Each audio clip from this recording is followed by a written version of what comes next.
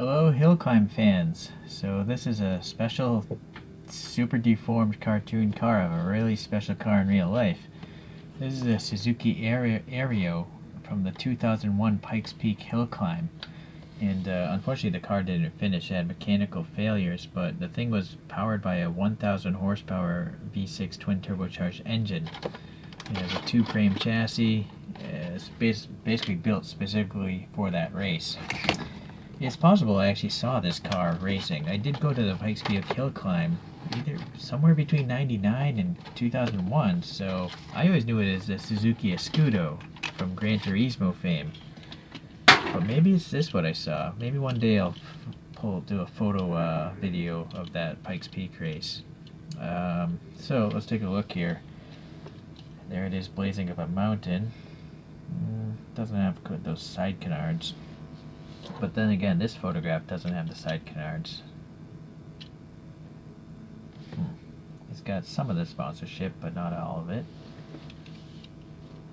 And, alright. What's weird? Oh, well. I don't think this is even made by choro-q. It's not. So, in fact, looking at this packaging, let's just go back. I have no idea who made this. It's just a Mobil1 sponsored Suzuki thing. But I don't know. I wouldn't be surprised if choro-q made it, but they didn't put their name on it, which seems odd. So if it wasn't them, it was either the factory that makes Wanda Coffee. Actually, choro-q wouldn't do that. That's like a Wanda Coffee or Suntory Boss or Kirin Fire kind of construction. Alright, well anyways, it's got all these tampo prints that look pretty nice. They're not going to flake off like a decal would.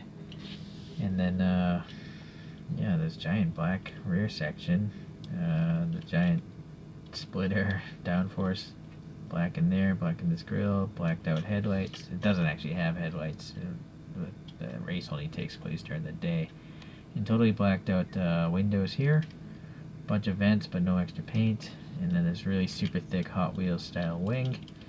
But, you know, I'm sure this is a really cheap toy. So, it looks like it. Unfortunately, you know, the riding stance isn't so great. This is actually a case where I would actually want choro-q wheels, because those 5-spokes in that last photograph look like that, right?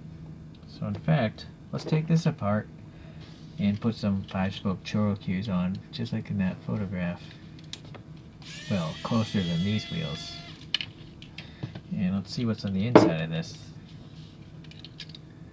That is a choro-q type of motor. But yeah, and actually, no, I don't think these are choro-q wheels. They look similar to some choro-q wheels, but I don't think they're identical. Oh man, this thing is really in there. Oh, so that's a shame. Well, I didn't pay a great deal amount of money for this. I'm gonna have to crazy glue this thing back together. Alright, I am back and I put some you know, standard chrome choro-q wheels there. And I crazy glued it back together. It doesn't even look that bad, to be honest with you. So, no big deal, but just be mindful. Cheap toys are made of cheap plastic, and that cheap plastic gets old and brittle. So there we go. I guess that's good enough for today. If this model was nicer, I would 3D print my own wheels, but it's just, you know, it's not as detailed as a choro-q Zero. Alright, well, let's look at a couple other models.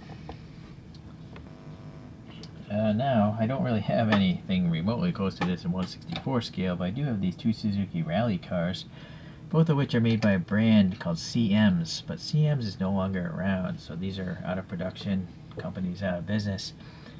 They did a great job though. Look at all the livery, it's all tampo printed, no decals. They have interior details and everything, front and rear plastic lights, all that stuff. I would really love it if someone made this car, or the Suzuki Aerio, or even the Grand Vitara. They're just different bodies, I think, on the same chassis. But I would really love it if someone made that in true 64 scale. Like, it'd probably have to be a resin because that wing is so thin. But I would definitely buy it. This is if you ever played Gran Turismo, I played the early versions of Gran Turismo. The Suzuki Aerio was the best car in that game, or the fastest car at least. Alright, so I put up a whole bunch of cartoon ones, obviously. These are by Wanda Coffee, I think. Yep, it says Wanda on the bottom. This is also a Wanda Lancia Stratos. This is a Subaru Impreza. This is a Ford Focus. And this is a choro-q, actually. It's the Pajero from the Dakar Rally, as the sticker says on the back.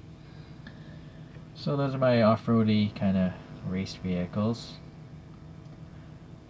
Yeah, even though this isn't a choro-q Zero, it's just got a lot of details going on. Granted, I 3D printed my own wheels on these three, so that might be throwing off the detail level for you, but alright, well, let's see.